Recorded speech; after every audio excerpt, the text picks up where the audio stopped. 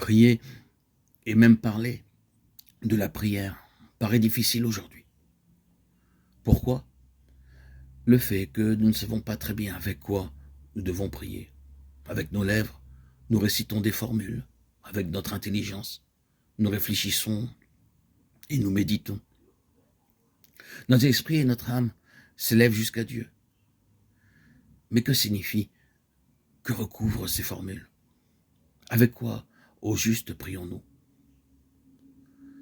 Tout homme a reçu du Créateur un organe qui est en lui le lieu de la prière.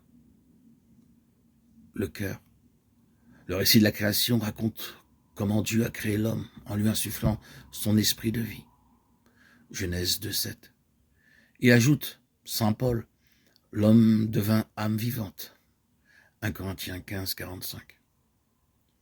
Adam préfigurait celui qui devait venir. Jésus, le second Adam, à l'image duquel le premier homme avait été fait. Il s'ensuit que la relation à la Sainte Trinité, Père, Fils et Esprit Saint, appartient fondamentalement à notre être. L'esprit de vie de Dieu est en nous, la source de la prière.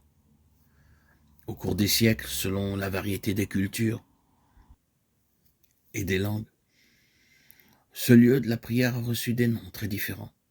En fait, ils visent tous la même réalité. Convenons de l'appeler ici de son nom le plus ancien, qui occupe dans la Bible une place centrale, le cœur. Dans l'Ancien Testament, le cœur désigne l'intérieur de l'homme. Le Nouveau Testament développera et perfectionnera la notion. Le Seigneur sonde le cœur et les reins, Jérémie 11,20. Rien n'est caché pour lui. Seigneur, tu me sondes et tu me connais. Que je m'asseye ou que je me lève, tu le sais. Sonde-moi, mon Dieu, connais mon cœur, pénètre-moi et connais mes pensées. Psaume 138. C'est avec le cœur qu'on désire. Dieu comble le souhait du cœur. Psaume 23. Le caractère propre de chacun est lui aussi, selon la Bible, localisé en ce centre. Du cœur sortent les pensées, les péchés, les bonnes et les mauvaises tendances, envie et jalousie, joie, paix et miséricorde.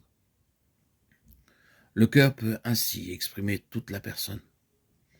Josué, quand il prit possession de la terre promise, ordonne aux Israélites: accomplissez très exactement le commandement et la loi que Moïse, le serviteur du Seigneur, vous a ordonné.